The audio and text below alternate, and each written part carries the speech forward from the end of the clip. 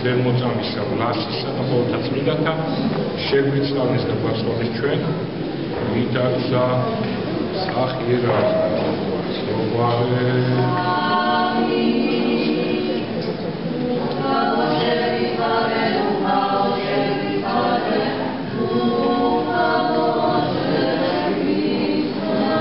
სახელთა მამისათა და ძისათა და წმინდისა სულისათა ამინ.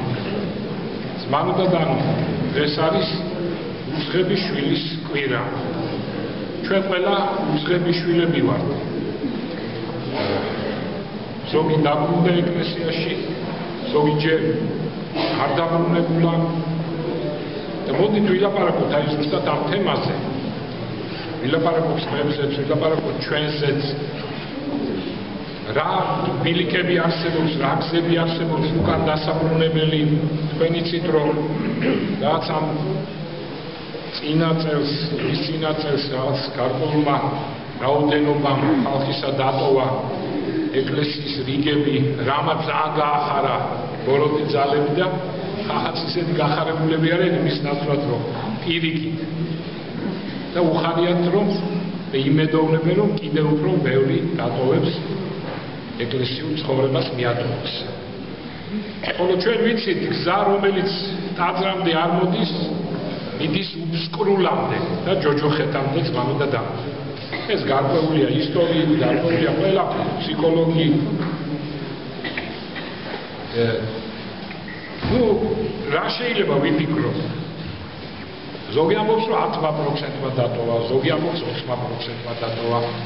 ზოგი 30 ამბობს, ზოგი 40, ზოგი მომატებს, როგორც იციან ხოლმე რაღაცების მიმატება. აქაც უმატებენ, ან აკლებენ, ამ შემთხვევაში აწყობთ მომატება და ამბობენ რომ 50%-მა დატოვა და ასე შემდეგ. მაგრამ ტერო ტყილად გიხარია. ისინი კი წავიდნენ, მაგრამ იმ გაგებით კი არ წავიდნენ რომ ქრისტე აღარ წამთ და ასე შემდეგ, ზმანოდა და მიზეზები ახლა ჩვენ რომ რაღაცნაირად გავთვალეთ, გამოვითვალეთ, ვიფიქრეთ, არის შემდეგი. ზოგს მადლობა სამსახური ეხისა და ვერ ახერხებს. ზოგიერთმა საქართველოს დატოვა და წავიდა, მხოლოდ ეს არის მიზეზი. ზოგიერთს კიდე სხვადასხვა მიზეზებია და რაც მთავარია ყველაზე ერთი საშინელი მიზეზი, ეს არის Facebook-ი, ზმანოდა დანო, განსაკუთრებით ახალგაზრდები, რომლებიც ესე იგი დილამდე უყურებენ ამ ზოგი კარგს უყურებს, ზოგი ცუდს, ნეტსით უნებლიეთ. შემდგომ ხდება ის რომ ახლა დილამდე რო უყურებ, ამას კვირას ვეღარ მოხვალ წირვაზე რა თქმა უნდა. ამას გარდა ყველაფერი ზმანოდა დანო დროის სულია ისეთი თქვენ იცით როგორ ემუზიან ეკლესიას, ხო? ყველაფერს უკეთებენ რეკლამას გარდა სულიერი ცხოვრებისა. აი ასეთ გარემოში კიდევ რომ ხალხი დადის ეკლესიაში, ეს არის საოცრება და არა ის რომ ადამიანმა ზოგიერთმა დატოვა ეკლესიის რიგები. მე დღეს ასე ვქვა სულიერი მარგალიტები მოგიტანეთ, ბრილიანტები, დაუწყებლად, მაგრამ კიდევ ვიმეორებ ეს იცი თქვენ რომ ბრილიანტია მთავარი მოიტანო და ბრილიანტი გვაჩუქოს ვინმე და თუ გინდა ტონსიკაში არეული იყოს, ხო სწორია? არავითარ მნიშვნელობა არ ეკრება ის დალაგებულად მოგაწვის თუ არეულად. ამიტომ მე არეულად მოგაწვდი დღეს ამ ბრილიანტებს, ამას მნიშვნელობა აქვს, მთავარია რომ გამდიდრდეთ. ამიტომ თუ შეამჩნიეთ ეს არეულობა, უნდა მაპატიოთ, თუმცა კიდე გვეუბნებით რომ ნეტა ვინმე ბრილიანტებს გვაჩუქოს, ხო? არეულად მაგას არ აქვს მნიშვნელობა. ასე არის ეს. ეხლა მე მინდა ერთი უძღების შვილის დაბრუნების შესახებ გელაპარაკოთ. ეს არის სერაფიმ როუზი, ზმანოდა და ეს სასწაული ადამიანი. მას უწოდებენ ამერიკის მოციქულს. სერაფიმ როუზ. ეს იყო მდენ მონაზონი ამერიკელი, სუფთა ამერიკელი, წარმომავლობით ფრანგი, მამით, დედით ნორვეგიელი, სუფთა ამერიკელი, გაზრდილი ამერიკაში დაბადებული. ეს საოცარი ადამიანი იყო ფენომენალური გონების პატრონი, ფენომენი იყო, ზმანოდა და მას ბადალი არ ყავს, აი ხა მე თქვენ ის იყო პროტესტანტული სამყარო და მაგრამ მან მალე მიატოვა პროტესტანტული სწავლა, პროტესტანტული ქრისტიანობა და გახდა ნიჰილისტი, ათეისტი გახდა. და ნიცშისტი გახდა მანოდა და ამ ადამიანმა იცოდა ფრანგული, გერმანული, ინგლისური, ესპანური, რუსული, ლათინური წარმოუდგენელი რამე. მე რაც შემოთვალე ეს კიდევ ვიცის ვიღაც ერთეულებმა დღეს ამდენი ენა.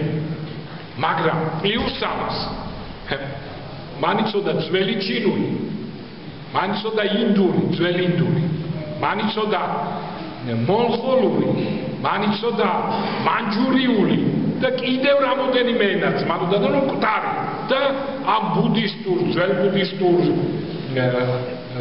და ყველა აი აღმოსავლური რელიგიები რაც არის ორიგინალში კითხულობდა ყველაფერს.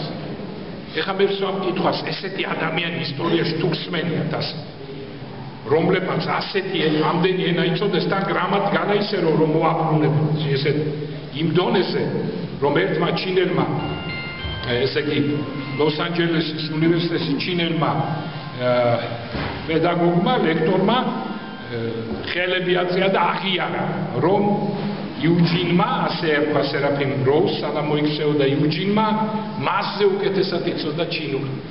ნუ წარმოგიდგენიათ მანდა რა ადამიანია.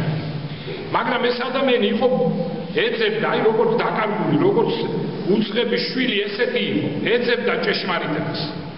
და ნახეთ რა საინტერესო ამ იუჯინს გარდა იმისა, რაც შემოთვალე, ამის გარდა კითხულობდა რაღაც საოცრად ძალიან ბევრ წიგნს, წიგნებს კითხულობდა რაღაც. აი ამობენ, რომ სტალინს ჰქონდა ყველაზე ესე აღიარეს, ყველაზე მეტი წიგნი წაკითხული სტალინს. ეს იცი თქვენ დაამტკიცეს კიდევაც იმ შენიშვნების წიგნების ხასნის და რაღაც ადგილებს, მე ანალიტიკურად ესე იგი რაღაცას დასკვნებს უკეთებდა და აი ეს რომ დაითვალეს იმდენი წიგნი ქონდა, ეხლა დამავიწყდა მე რამდენ რაღაცა რიცხვს 20,000 წიგნი ქონდა წაკითხული, განა ისე გადაფურცლული, არამედ წაკითხული აი არც ერთი წინადადება რო არ ქონდა გამოტოვებული. ეს საოცრება. აი იუჯინს არავის დაუთვლია იუჯინის და მე მჯერა რომ იმას ორჯერ მეტი ეკნებოდა წაკითხულიც მანდა და ლიტერატურაში, ფილოსოფიაში, რელიგიაში, ფსიქოლოგია, ყველანაირი პიესები, დრამატურგია, ყველაფერს კითხულობდა, ყველაფერი იცოდა. ეს ამ საოცარ ადამიანს. სხვათა შორის გამახსენდა ლევან ბერძენიშვილის არაჩვეულებრივი გამოთქმა აქვს მას მე მოვისმინე ლექციაში. თუ არ წაიკითხე რა სილაპარაკები, შესანიშნავია მანოდა და აი პირდაპირ განგაწყო ციგნის კითხვისთვის და პარეხა პატარაზე ძალიან მოკლედ ვიტყვი რომ ლევან ბერძენიშვილი მე წინა თუ იმის წინა ქადაგებაშიც მოიხსენია და რამოდენიმე ადამიანმა გამაკრიტიკა რომ რა არის რა კარგად მოიხსენია ლევან ბერძენიშვილიო და ნუ მითხრეს რატომაც არ შეიძლება კარგად მოხსენიება, მაგრამ საქმე რაშია ხა რომ ვიცოდეთ. ჩვენ ხო გვაქვს გიორგი მერჩულემ რა დიდებულად თქვა რომ გრიგოლ ხანძთელიო კითხულობდა ყველაფერსო წარმართულ საცო და იმ წარმართულიდან რომ ბოროტებას ანუ ჯერ ეს განაგდებდა, ხოლო კეთილს მიიღებდა. აი ეს ფორმულირება დიდებული რამ ჩვენც უნდა ვიხმაროთ ხო წიგნის კითხვის დროს. რაღაცა შევხვდება ან ლექციის მოსმენით, რაღაცა შევხვდები და მოვისმენ, განვაგდებ, რასაც კარგია, მივიღებთ მანდა და.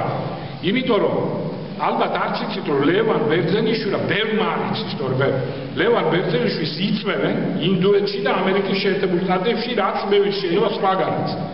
და ატარებინებენ ლექციებს, იმიტომ რომ სასწაული ლექციებია ძმანოდა და აი არსებობს ესეთი იცით თქვენ წერალი ლიტერატურად მცოდნე ანდრია მორუა, ეს ითვლება ლიტერატურული მცოდნეობის მწვერვალად, მე ესე ვიცი ყოველ შემთხვევაში. შეიძლება უკვე თანამედროვე დროში ვიღაც სხვების გამოჩნდა, ამას ვერ გეტყვით, მაგრამ ცოტა წინა წლებში ის ითვლებოდა პირველად. მას აქვს ესეთი დიდებული წიგნი, ლიტერატურული ეტიუდები. მე ვფიქრობ, ვისაც საკითხული გაქვს ეს და ლევან ბერძენიშვილის ლექციები მოწვეული, მე ვფიქრობ, ლევან ბერძენიშვილმა ანდრია მორუა ჯიბეში ჩაისრა. და ბევრი დამეთანხმება ძმანო და ამიტომ როცა ქართველი კაცი ესეთი ნიჭიერია ძმანო და მე არ შემიძლია რომ არ გამიხარდეს მაგრამ რა თქმა უნდა მისი პოლიტიკური შეხედულებები ზოგისთვის და კიდევ სხვა რელიგიური შეხედულებები რა თქმა უნდა მიუღებელია ჩვენთვის მაგალითად იქ ერთ ლექციაში ის ლაპარაკობს ცხონების შესახებ და ალუდა კეთილაური აყავს უფრო მაღლა ვიდრე ეკლესია და ამბობს ალუდა კეთილაურის დონეზე არ არის პრასე გამოუდის წმინდა მამები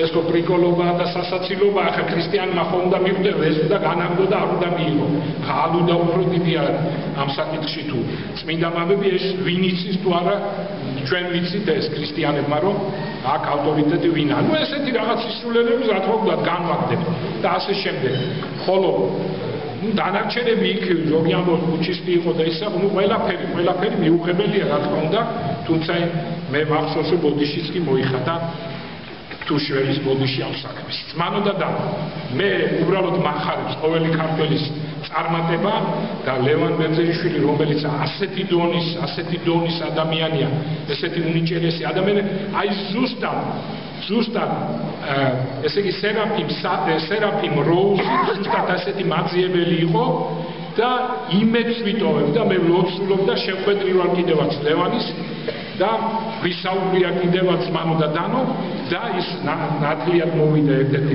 ბავშვის ნათლიად ქვედა ბეთლემში და ძალიან გამიხარდა და ლოცულობ მისთვის და ფიქრობ და წამს რომ ყოველ შემთხვევაში იმედს ვიტოვებ რომ ის მე-11 ჟამს მაინც მოიქცევა და აუცილებლად იქნება მადიდებელი ღმერთის ძმანო და დანო. კარგი. ეხლა მიყვენ ძმანო და დანო. ესე იგი იუჯინი წარმოიდგინეთ იუჯინი მოდი უნდა ვაღიაროთ რომ არის უდიდესი გენიოსი ადამიანი და ყველაზე რამიდა მე აი მომეცით ეს წიგნი ახალგაზრდებს განსაკუთრებით ახალგაზრდებს ეს წიგნი უნდა შეიძინო ეს არის მამა სერაფიმ როუზ ცხოვრება და შრომება მე მგონი ყველგან იყიდება განსაკუთრებით მართლმადიდებლში და იმაში ალილუში ეს წიგნი რატომ უნდა შეიძინოთ ერთი ყველამ არა მარტო ახალგაზრდებმა იმიტომ ძმანო და დანო რომ სერაფიმ როუზი ახალგაზრდებს თანამედროვე უფრო უნდა თანამედროვე ძველი მამები უფრო თანამედროვეს რომელებიც თანამედროვე მამები დაუპირისპირდებიან იმ პროფესურიას იმ ათეისტ და ნიჰილისტ და თეოსოფ პროფესურიას მანო და დანო და მათ ამასთან შედარებით ამ უდიდეს მამასთან შედარებით დღევანდელი პროფესორები არავინ არ არის და არაფერი არ არიან ამას თქვენ კარგად ნახავთ როცა წაიკითხავთ ამ დიდ წიგნს განსაკუთრებით მე კიდე კონტენტ და ბონუს კიდე გაჩვენებ ესე იგი სერაფიმ როუზი როცა მაძიებელი იყო და შევიდა ესე იგი უნივერსიტეტი ბევრი უნივერსიტეტი დაამთავრა კოლეჯები დაამთავრა და წერს ესეთ რამეს ათეიზმი სულიერი მდგომარეობა გამიგეთ ესე იგი ათეიზმი თითქოს რა სულიერი მდგომარეობა ეს არის ჭეშმარიტ ღმერთთან შეჭიდების ნამდვილი ცდელობა რომელიც ხშირად თავდება მოქცევით მიაქციეთ ყურადღება ათეისტი ვარ ოიძახიან ათეისტები არიან ებრძვიან ღმერთს აქ ჩანს ზუსტად ამ სიტყვების ჭეშმარიტება თუ შენ ათეისტი ხარ ვიღაცებს გაჩვენი თქვი არ წამს და მორჩა ებრძვიან აქედან ჩანს ამიტომ და ხშირად ეს ბრძოლა თავდება მოქცევით ამიტომ ათეისტი სინამდვილეში ეძებს ქრისტეს ამბობს სერაფიმ ჭეშმარიტებას დახე ნიცშე საკუთარ თავს ანტიქრისტეს უწოდებდა და ამით ცხადყოფდა რაოდენ ძლიერ წყუროდა ქრისტე სინამდვილეში ესე იყო ანძიების დროს მანო და დანო მივიდა სრულ ნიჰილიზმამდე და ათეიზმამდე თვითონ სერაფიმ როუზი და აი წერს ესეთ რამეს წერს უამრავ სტატიას ღვთის წინააღმდეგ წარმოიდგინეთ მაგრამ ერთხელ დათვრა და დაწერა შემდეგი სიტყვები მინდა გავიგო ხო იცით სიმდროველში კაცი რომ მართალია ეს ათეისტები უნდა დავათროთ ერთი კარგად და იდება მერცო როიტყვიან მე შიგნით გულში მიგხუმრო მინდა გავიგო ვინ ვარ მე ვინ არის ღმერთი ავად ვარ მე ისევე როგორც ავადა ყველა ვინც მოკლებულია ღვთის სიყვარულს ეს უკვე მოქცევის თორფასი იყო ძმანო და შემდგომ როცა აიტომ ვარეუდარულად მოვიტანე ეს ყველაფერი შემდგომ როცა სერაფიმ როუზი ამ ძიების შემდეგ მივიდა იმ აღმოსავლური რელიგიების სწავლა დაიწყო და ვიღაცამ უთხრა შენ აღმოსავლური რელიგიებს რო ეძებო აღმოსავლური რელიგია მართლმადიდებლობა და იმ ბუდისტურ ტაძარში ღვთისმსახურებებს ესწრებოდა ბუდისტიც გახდა ერთი პერიოდი ძმანო და დანო ყველაზე კარგად იცოდა ბუდისტებს იმ ადგილობრივ ბუდისტებს უკეთესად იცოდა ძმანო და დანო ბუდისტური მოძღვრება საოცრად და ასე შემდეგ და უთხრეს რომ კაცო მართლმადიდებლურ ღვთისმსახურებასაც დაესწარია ესეც აღმოსავლური რელიგია ნუ ამის გამო ის წავიდა სან-ფრანცისკოში რუსული ემიგრანტული ეკლესიაში შევიდა და ნახეთ რას წერს შემდგომ როდესაც მართლმადიდებლურ ეკლესიაში პირველად შევაბიჯე გული მეუბნებოდა რომ ეს იყო ჩემი სახლი და მთელი ჩემი ძიება იქ დასრულდა გამიგეთ აი როგორი პოვა რა მოხდა ესე იგი ამ დროს ჩვენ კარგად ვესწრის უკვე სულიწმინდის მადლი განსაკუთრებით ძალით გამოვიდა რადგან ის უკვე ძიების პროცესში იყო ღმერთმა უწყის ხო როგორც პავლეს გამოეცხადა რომ მიიღებდა იცოდა ღმერთმა და ამიტომ მოხდა ეს გამოცხადება ამიტომ დაეშვა მას ეს დიდი მადლი რომ იცოდა უფალმა უკვე რომ ამაც მიიღებდა და არ განაგდებდა და აი ასე საოცრად მოხდა მოქცევა ძმანო და დანო სერაფიმ როუზისა შემდგომ სერაფიმ როუზი ამბობს როდესაც უკვე ქრისტიანი გახდა ამჟამად ეკლესიაზე ხორციელდება ახალი და გაცილებით მასშტაბური შეტევა ის რაც ამერიკაში ხდებოდა 70-იან და 60-იან და 70-იან წლებში ის ხდება აქ ძმანო და დანო ეხლა თავდასხმის მიზანია ნახეთ დღევანდელ დღეს როგორ ეხმიანება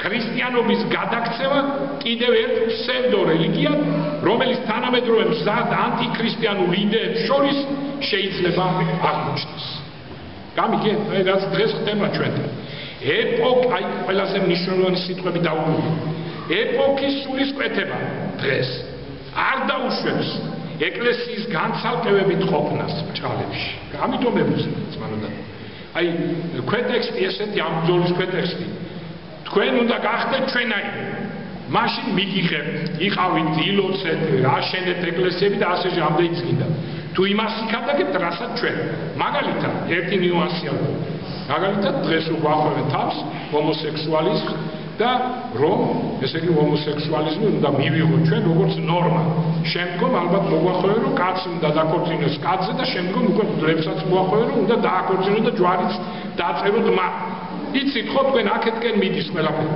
აი ძმანო და დანო ზუსტად აი აქ რომ ჩვენ ვეწინააღმდეგებით ამას ვერ იტანს ეს ანტიქრისტიანული ძალები ამას ვერ იტანს იგი დაჟინებით მოითხოვს მის გაფართოებას კაცობრიობის ახალი ცნობიერების დასაკმაყოფილებლად ერთი მისი მეგობარი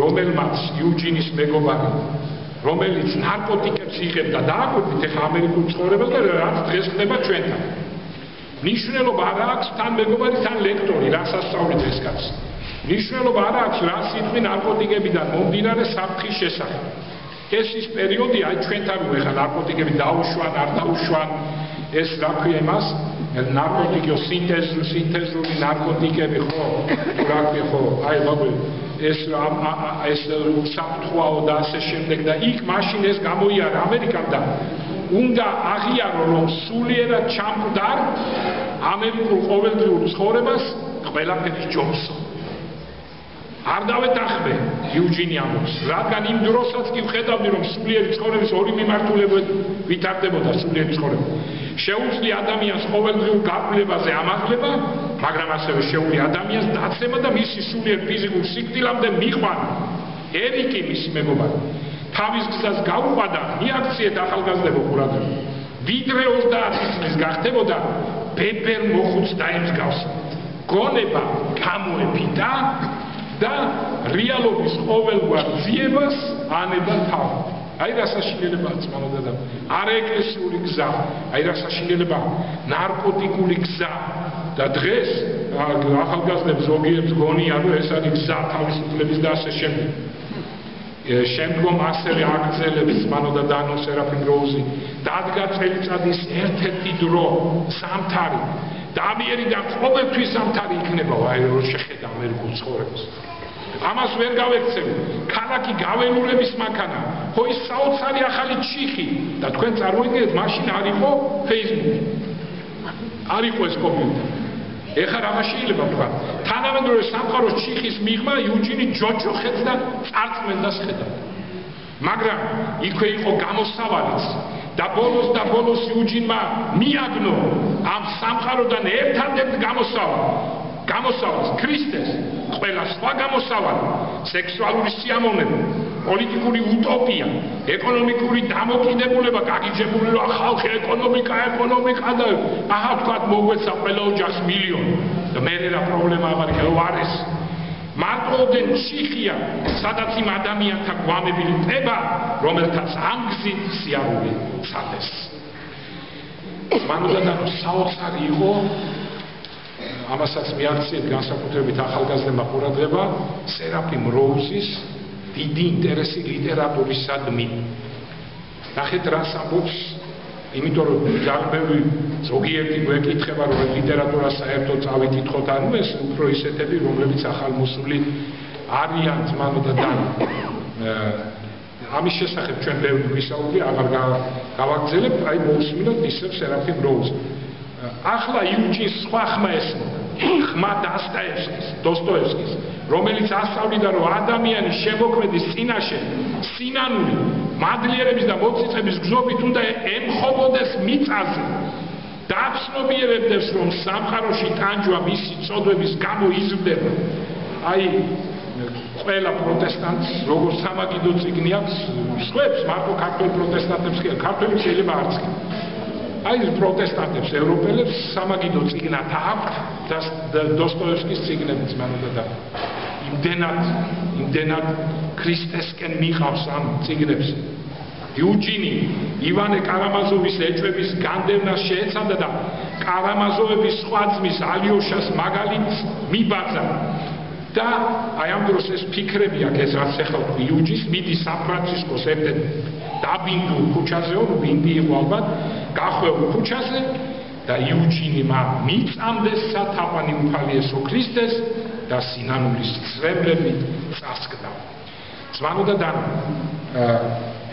იუდი სხვათა შორის აქ ისევ ვიტყვი რომ აი ანდრია მორუას აქვს იმ თავის ეჭვდებში ესეთი რამ რომ სამი დიდი სვეტია ლიტერატურის სოფლიოში ძეგლი ეს არის დადგმული შექსპირის, ბალზაკის და ლევ ტოლსტოის მიერ. ამ სამს არავინ არ შეედრება. კი დავეჭვდე ეს ხა ადრე ვამბობ, რატო ეს სამი კაცო, აი თქვა რამდენია სხვა, იგივე თქვა ჩემი ქართულიდან გამომდინარე რატო რუსთაველი არა და ასე შემდეგ. რატო დოსტოევსკი არა თქვა გავიფიქრე და აი ზუსტად ძმადოდან ყველაზე კარგი ანალიზი. იმიტომ რომ დროის სულია ისეთი. დოსტოევსკი მიყავს თავის ნაწარმოებით ქრისტემდე ადამიანი, ხოლო ლევ ტოლსტოის მიყავს ანტიქრისტემდე. იცით თქვენ ახლა ლევ ტოლსტოის რელიგიური განწყობები აქ წერია კიდევაც ამბობს როგორც ახლა წერალი სასწაულია, მაგრამ ტოლსტოის საზოგადოების სხვადასხვა ფენას ძალიან ცივად აღწერს. მაშინ არ იგრძნობა ის გული დოსტოევსკის რომანს. როცა საქმე რელიგიამდე მიდის, სასაცილოდ იგდებს მას. მისთვის სრულიად გაუგებარია რელიგიური ადამიანების мотиваცია და ისინი მხოლოდ ხალხის კიდევ ერთ სეგმენტად ესახება. მისთვის რუსი ხალხის რელიგია, ანუ მართლმადიდებლობა, კაცობრიობის კომედიის ნაწილი, ესმით. და თავს ყოველივე ამაზე მაღლა აყენებს. დოსტოევსკი პირიქით მთელი გულით იჭრება სიღრმეში და რასაც განიხილავს, ყველაფერში ქრისტიანული ელემენტი შეაქვს. ამ გაგებით ტოლსტოი ჰუმანისტია, დასტოევსკი კი ქრისტიანია, რომელიც სიღრმეს წდება. ეს შესანიშნავი ანალიზია ზმანო და დამ. ეხლა მე სანამ დავამთავრებდი ჩემ ქადაგებას ერთი რამ გამომჩა და ამას დავუმატებ. ერთი პერიოდი ნიშისტი იყო სერაფიმ როუსი. ნიჩეს აქვს ესეთ საზღარი გამოთქვა, ეს უნდა გავაკრიტიკოთ. არც უნდა მას კრიტიკა უკომენტაროდ შეიძლება უკვე მიხვდეს ნებისმიერი განათლებული ადამიანი, ნებისმიერი ინტელიგენტი, ქრისტიანობა ბრბოს რელიგია. ნიჩი ამბობს, უდიდესი ტვინი და უდიდესი განათლებული თვითონ და უდიდესი გენია. რატო ამბობს ქრისტიანობის სიძულვილით? თორემ ზმანოდა და ეს ხო ისტორიული სიცრუეა, ქრისტიანობა ბრბოს რელიგიაა. ჯერ აქ ნახე რა კარგად ჩანს ის ადამიანებს, ასეთ სექტერი რაღაცაერთ ადამიანებს დაყობს ბრბოებად, ინტელიგენტებად და რაღაც ასე შემდეგ. ჰიტლერი ამას ეკუთვნოდა, სხვათა შორის იმ არიულ რასის შესახებ რომ გამოთვლები და აზრები ჰქონდა ჰიტლერს, ერთ-ერთს ეხმობოდა ზუსტად ნიჩეს. და აქ ნიჩე უბრალოდ კაცობრიობას, უბრალოდ ადამიანებს შეურაცხყოფს. მანოდა რა მიაქცეთ უბრალოდ ქრისტიანობა ბრბოს რელიგია. ეს თან სიცრუეა, იმიტომ რომ თუ ბრბოში ამ მასებს გულისხმობდა, მარტო მასების რელიგია არ არის ქრისტიანობა და უბრალო ესეთი ხალხის მასების რელიგია. თქვენ იცით, რომ მოციქულებმა მოაქციეს, სადაც მიდიოდნენ, მოაქცევდნენ ხოლმე უდიდეს ტვინებს, ჯერ მარტო არეოპაგი რო გავიხსენოთ, დიონისი არეოპაგელი, მეფეებს, მათ დასის წარმომადგენლებს რომში 20 წლის თავზე ქადაგებიდან სენატში ნახევარი უკვე ქრისტიანი იყო, ზოგადად სენატი ბრბოარი, ან ზმანუდადანო ქრისტიანი მამები იოანე ოქროპირის ხო ბადალი არ ყავდა და იყო ერთი გახსოვთ თქვენ მაშინ უდიდესი ფილოსოფოსი, პრაქტიკოსი, რომელიც დასინოდა ქრისტიანობას და ათენში როგორ დაამარცხა იოანე ოქროპირი. იოანე ოქროპირის ჭილის ოდენადაც ვერ მივიდოდა იმ დროს წარმართული მთელი ფილოსოფოსები რო შეგეკრიბა. ისეთი დიდი კაცი იყო, ისეთი დიდი ტვინი იყო იოანე ოქროპირი ზმანოდა და ასევე ბასილი დიდი გახსოვთ თქვენ წარმართი ფილოსოფოსები ამბობდნენ, იმ დროს გამოჩენილი ფილოსოფოსები ამბობდნენ, რომ ღვთაების ერთ-ერთი ღვთაების განხორციელება იყო დედამიწაზე ბასილი დიდი, იმდენად დიდი იყო ბასილი დიდი. აღარ ვამბობ არაფერს გრიგოლ ღვთისმეტყვის თითოეული ფრაზა რა სიღრმისეულია, გრიგოლ ღვთისმეტყველი, გრიგოლ დიოლოგოსი, ნეტარი ავგუსტინე, რომელიც ნაწარმოებებით დღესაც ისწავლება ევროპის, მათ შორის კემბრიჯში და გამოჩენილი ესეთი დიდ სასწავლებლებში ზმანოდა და როგორც უდიდესი ფილოსოფოსი. ათანასე დიდი და აღარ მოუყვებით ესენი ბრბოარიან ზმანოდა და ყველა დიდი მეცნიერი, ვინც იყო და მეცნიერები რომ დაიწყო და გალილეო, გალილეი, პასკალი, ნიუტონი, კოპერნიკი და რა ვინც სამყაროს სულ ყველა ქრისტიანი იყო, ხარ აქ მნიშვნელობა მართლმადიდებელი იყო, კათოლიკი თუ პროტესტანტი, სულ ყველა ქრისტიანი იყო. ეს დიდი მეცნიერები ბრბოარი ზმანოდა დანო, ამ გავიხსენოთ ზმანოდა დანო, ჩვენი ისტორიიდან რაღაც შორს მივდივარ.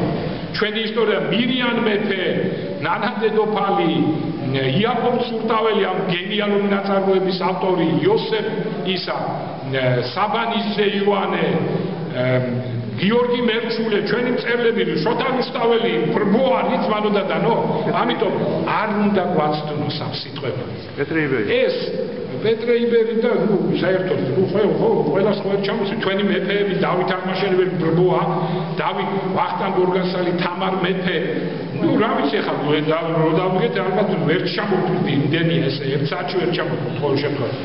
ესენი ბრბოები არიან ზმანოდა და ან თუ გინდა ავიღოთ ესე იგი მეცნიერებში აი ძალიან ბევრი გამორჩა ხო იგივე იმაში რა ქვია პავლოვი, ლომონოსოვი, მენდელეევი, წარმოიდგინეთ რომ პავლოვი ხო მედალით სისკარს და მწურს სულ ატარებდა და წირვებს სულ ესწრებოდა. წარმოიდგინეთ სოფლიო დონის ესეთი მეცნიერი. ხო, ან ჩვენი ავიღოთ დიმიტრი უზნაძე, მაშინ იბრძანებოდა, მაგრამ ვინც აიკითხავს განწყობის თეორიას, ნახავს როგორი მორწმუნე იყო შინაგანად და ასევე შალვა მოცუბიძე.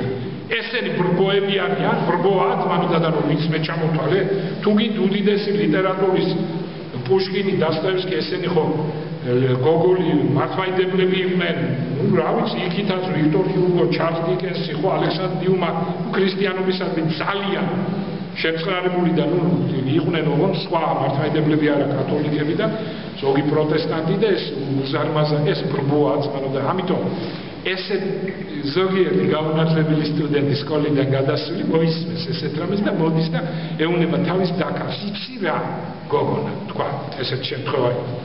ქრისტიანობა ბრბოს რელიგია ნიჩეს არც იმან იცის, არც იმას ვისაც ეუნება და მიიღებს. უი ქრისტიანობა ესე იგი მოდაში არ არის ბრბოს რელიგია ყოფილა, გესმის მანდა და აი რა საშინელი გესრია ქრისტიანობა ბრბოს რელიგია. ნიჩი ამბობს და ალბათ თვითონ იცინოდა მივუვიც ახალგაზრდებზე და სხვებზე, ვინც ამას თვითონ მიიღებდა, თვითონ ძალიან კარგად იცოდა, რომ ქრისტიანობა ყველაზე დიდი რელიგია, ყველაზე მწიგნობარი რელიგია და ასე. მანოდა და დავასრულებ იმით, რომ მე ერთ რამეს ვიტყვი კიდე ჩვენმა მრევლმა, ჩვენმა სპირიდონმა, ეხლა ამერიკაში წავიდა ესეთ ერთ საინტერესო საკითხი წამოაყენა.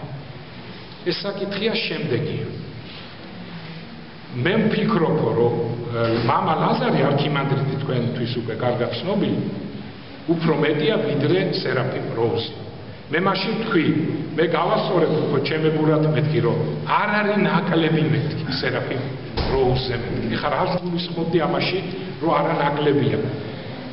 თქვენ იცით ესე იგი, რომ სერაფიმ როუზ და იმ წიგნში ნახავთ კიდევაც სერაფიმ როუზის 40 წიგნი გამოცეს წამოდა და საოცრება ეს 40 წიგნი ესა არავისთან ახლა როცა წერ ამეს მხატვრულს და რაღაცებს იგონებდა ფანტაზია ეს ადვილი დასაწერია მიუხედავად ამისა ვერც ერთმა სოფლიოში ვერც ერთმა წერალმა ვერ დაწერა მე მგონი 15 ტომზე მეტი მარტო ეს აქ მე მგონი და თუ აი ახლა 15 აი ნახო იცი თქვენ ხო გაქვთ ლიტერატურა 15 ახლა 20 იყოს არ ამგონი არ მახსოვს მე 20 სპეციალურად ვიმუშავე ამაზე ბიბლიოში და ჩემი იმაშიც და სხვის ბიბლიოთეკაშიც ვარკვევდი 40 წიგნი თან ასეთი წიგნიც რომელიც ღრმა რელიგიური, ფილოსოფიური, ფსიქოლოგიურია ეს 2 მაგად 10 მაგად უფრო ძნელია ეს წიგნის დაწერა ძმანოდა და წარმოიდგინე რა ფენომენალური ნიჩის პატრონია 100 წელიწადში კი არა 1000 წელიწადში ერთხელ რომ დაიბადება ესეთი ადამიანი გამიგე მაგრამ რატო არ არის პოპულარი იმიტომ არ არის დროის სული ესეთი ძმანოდა გამიგე აბა ნიჩისტი ყოფილიყო მაშინ მოედებოდა დღეს იქნებოდა სერაფიმ როუზის ქანდაკება იქნებოდა ბუდისტურ ტაძრებში ღვთაებად გამოაცხადებდნენ ინდუისტები ნიჩე არაფერი არ იყო ამასთან შედარებით მანოდა და ეს რაღაც მაგრამ რადგან ის ქრისტიანობაზე და თან მართლმადიდებლობაზე მართლმადიდებელი იყო ღრმად მორწმუნე მართლმადიდებელი ამიტომ მას ბლოკავდნენ მას ყოველთვის წინააღმდეგობას უწევდნენ და ამბობენ 58 წლის გარდაიცვალა იგი ძალიან გაუგებარი ავადმყოფობა ვერ მიხვდნენ ექიმები ამბობდნენ რომ თითქოს მოწამლული იყო ამბობენ რომ ანტიქრისტიანულ ძალებმა იგი მოწამლეს მე მაშინ არ ჯეროდა მაგრამ აი ამ ბოლო დროს რაც განვითარდა საქართველოში მოვლენები ეხლა ნამდვილად ჯერა ზარდა და ეხლა მე ის არ დავიჯერო სერაფიმ როუზს წამლავდა ვინმე და მოწამლა ამას როგორ არ დავიჯერებთ რა ჩვენთან მოხდა ამდენიც მანოდა და ასე რომ ეს ადამიანი 58 წლის გარდაიცვალა საავადმყოფოში დიდი ტანჯვა წამებით მანოდა და მე მჯერა რომ ანტიქრისტიანულმა ძალებმა მოწამლეს იგი და მოიშორეს მაგრამ დააგვიანოს მან უკვე 40 საოცარი მარგალიტი უდიდესი წიგნი გამოსცა უამრავი პროტესტანტი სტუდენტი აი ხო ხედავთ ესე იგი როგორ წერს სერაფიმ როუზი რომ სკოლის მერხიდან რომ გადავიდოდა უმაღლეს სასწავლებელში სტუდენტი ხო ადამიანი იმასაც კი უკარგავდნენ ძიების სურვილს, ყველაფერი ეკარგავდა, ვეღარ იძიებდა, აი რასაც ეუნებოდნენ, ის უნდა ესწავლა და მიეღო. ეს იყო საშინელი ნიჰილიზმი, ათეიზმი, ნიცშისტობა, აი ამას ასწავლიდნენ, თეოსოფიაც, მანოდა და დღესაც ძალიან ბევრი არიან ჩვენს სასწავლებლებში ესეთი ადამიანები, მაგრამ ადლობა ღმერთს, რომ არიან პედაგოგები, ლექტორები, ნამდვილი ქრისტიანები. აი მათ უკავიათ ჯერ. მათ და სასულიერო, ესე იგი მღვდლებს და ეპისკოპოსებს და მღვდლებს ეკლესიაში, ვინც გადაგებს ჭეშმარიტ მართლმადიდებლობას. მე ხარ კიდევ ერთი რამ მინდა ჩავთო აქ, აუცილებლად, იმიტომ რომ ამას წინათ მოხდა ესეთი რამ, ერთ სასულიერო პირმა თქვა და რომელმაც მითხრა და პასუხო ყველა. რომ წესები და კანონები ესო რა არისო, როგორ აღწვენიათო ქრისტიანებსო და არისო ისეთ სამღვდელოებაო, რომლებიც წესებსა და კანონებში ღმერთს სვამენ ჩარჩოშიო. აი რა მართლმადიდებლობა, ეს არის დოგმატები, კანონები, წესები, ცნებები, ეს თუ მოშალებ შენ, მაშინ რაღა დარჩება მართლმადიდებლობისგან ზვანოდა და ეს კანონები ღმერთს კი არ უნდა, ეს კანონები ეკლესია მოგცა სული წმინდის მადლიდან. ჩაგონება სოფლიო კრებებზე დამტკიცებული ეს ჩვენთვისაა ზვანოდა და ყველა სფეროში და ყველა რელიგიას და ყველას აქვს თავის კანონები და რაღა აქ უნდა მოიშალოს ეს არის მეტი კი არაფერი თეოსოფია მეტი კი არაფერი არ არის ეს საშინელი განცხადებაა ზვანოდა და მეტავ შეინანოს ამ ადამიანს მე ვიტყოდ საბრალ მე ვერ სასულიერო პირი მას ყველაზე მეტი მოეთხოვა ამას წინათაც იყო გადაცემა მე მგონი ობიექტივში იყო დიახ სადაც ესე იგი სამწუხაროდ იმიტომ რომ იქ ძალიან კაი სასულიერო პირები მიდიან და რა ვიცი მოხდა ესე რომ ერთმა განაცხადა რუის უბლისის კრების კანონები აბსოლუტურად მიუღებელია და ეკლესია მას აღწევს წარმოიდგინე რუის უბლისის კრები ჩვენი სისხლო ყოველი ქართველის იდეოლოგიის აი კანონებია პირდაპირ ზვანოდა და აი საფეხურებია როგორ უნდა ვიაროთ რა გზით და ასე შემდეგ და ასე რომ ზვანოდა და ჩვენ ძალიან დიდი სიფრთხილე გვმართებს რომ ვისგანაც არ უნდა იყოს ეს წამოსული, აი უნდა ვიყოთ კაცრად მართლმადიდებლები, უნდა ვიყოთ რომ ჩვენ შიგნით არ წაგვართვათ ზვანოდა და ეს დიდებული რელიგია. მართლმადიდებლობა რა? მართლმადიდებლობა არის პირველი სახე და ნამდვილი სახე ქრისტიანობის. თუ ვინმეს მართლმადიდებლობა აშენებს, ეს არის ქრისტიანობა, ნამდვილი ქრისტიანობა. ყოველგვარი ინკვიზიციის და იმის გარეშე ზოგი ურებს და გაუნათლებლობის გამო აქ მართლმადიდებლებს აბრალებს ინკვიზიტორები რო იყავით თქვენო ესეც კი არის ვინ იყო ინკვიზიტორები ჩვენ თუ ლათინები კათოლიკები და მოდი დავასრულოთ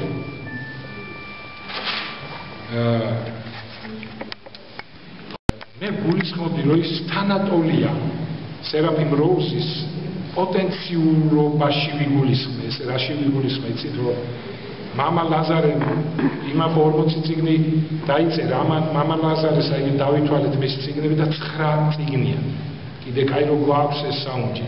მაგრამ ნუ აქ რაოდენობაში არ არის, მაგრამ ხარისხში ორივე სერაფიმ როუზის 40-ვე ხარისხიანია და მამა ლაზარეს 9-ვე ხარისხიანია. მაგრამ მამა ლაზარეს აი მოხდა ეს ღვთისგანგებით რომ ადრე გავიდა ამ ქვეყნიდან თუმცა სერაფიმ როუზიც ადრე უფრო ნაკლებ წლოვანი იყო მაგრამ მოასრო ბევრი მამა ლაზარემ ვერ მოასრო ბევრი აი ეს ყველაფერი რომ შევსებული იყო აი ამას გულისხმობდი რომ ის ნამდვილად ტოლი იყო ზმანოდა და სერაფიმ როუზის და ერთი რაც გუშინ შევამჩნიე ჩემი დაგვირვებით რომ და შემჩნევა უნდა მაგრამ შევამჩნიე წარმოშობა სერაფიმ როუზი იყო ფრანკი.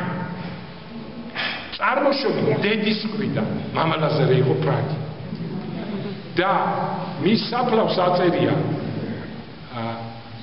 არქიმანდრიტი ისა ლაზარე აბაშიძე დე და მეორე გვარით დე სიმონი. ესე იგი ნახეთ როგორი ორივე ფრანკი იყო ასე ვთქვათ, ის მამის მხრიდან, ეს დედის მხრიდან ესეც ხო რაღაცას ნიშნავს და ისე შემშურდა ზვანოდა და ისე შემშურდა რომ ეს ადრე შემშურდა და ადრე ვიყავ ესე რომ სერაფიმ როუზთან რამე კავშირი არაფერი არ მაქვს. ნუ როგორ არ გვაქვს ჩვენ უკვე ქრისტიანები რო ვართ ეს არის უდიდესი კავშირი რაღაცა პირადი და როგორ გამიხარდა რომ მისი გარდაცვალების დღე ემთხვევა ჩემი დაბადების დღეს. ასე რომ ორი სექტემბერი მაინც ვიპოვ ეს იმდენად მინდოდა რომ ამას მე უბრალო კავშირად არ თვლი ზმანოდა და ძალიან მიხარია. და როგორ მიხარია რომ მამა ლაზარეს უკანასკნელი სიტყვები, ნუ ახლა ლოცვა იქნებოდა უკანასკნელი სიტყვები, მაგრამ აი ვისაც დაელაპარაკა ხმამაღალი ესე სიტყვები იყო მომიკითხეთ მამა ალექსანდრე დიდი მოკითხვითო მამა ალექსანდრო ჩემზე აი ეს ორი დიდი ადამიანის აი ესეთი კავშირი ჩემთან რომ იმან მომიკითხა და იმის გარდაცვალა ჩემი დაბადების დღეს ემთხვევა ძალიან მახარებს შინაგანად მანოდა და ამიტომ იცოდეთ ყველა მიცოდეს მანოდა და ახალგაზრდები რომ ის პატარა კონტრისკაცები ვინც გეტყვით კონტრისკაცია ის მანოდა და იცი როგორი კონტრისკაცია აი ამხელა რომ იტყვის ღმერთი არ არსებობს რომ იტყვის რომ აი ნიშია დიდი და ქრისტე პატარაო ის არის ძალიან პატარა იმიტომ რომ უნდა უთხრათ აი ეს ყველას გქონდეთ ეს სურათი და უთხარით რომ აი შოთა რუსთაველმა ამ დიდი წმინდა მამების ქვეშ როგორ მოახატინა თავი და შოთა რუსთაველის ხელა ხო თქვენ არა ხართ ხო ალბათ იტყვის რომ არა ვარო და თუ თქვა კი ვარო კარგად იღავთ ხო შოთა რუსთაველი ამ ხელა ჩანს ამ მამების წინაშე და თქვენ ალბათ აი ამ ხელა გაცინძანებით ხო ეს უნდა მიახალოთ პირდაპირ ხოლო სერაფიმ როუსთან ამ უდიდეს მამასთან ზმანოდა დანო ეგ თქვენი ის ათეისტი ლექტორები უბრალოდ სასაცილოები არა სახარხარო და კომედიის ჟანრში გადავიყვანო და არა იმად რომ არ დაუჯეროთ ეს სისულელები მოკლედ დავამთავროთ ამ ჩემი გადაგება კიდე რაღაცა მინდოდა დღეს უბრალოდ დავამატებ ვარი ვლასის ხსენება მდელმოწამე ვლასის და ამ დღეს ყველანი გაჭირებულ ადამიანს ვეხმარებით როგორც შეგვიძლია რამდენადაც შეგვიძლია ეს ასეთი დღე არის და ამბობე რომ ვლასის დღეს სხვას რო დაეხმარები შენ მთელი წლის განმავლობაში არ გაგიჭირდებაო დაგლოცო და გაგახაროთ ღმერთთან ამინ ეს ჩამო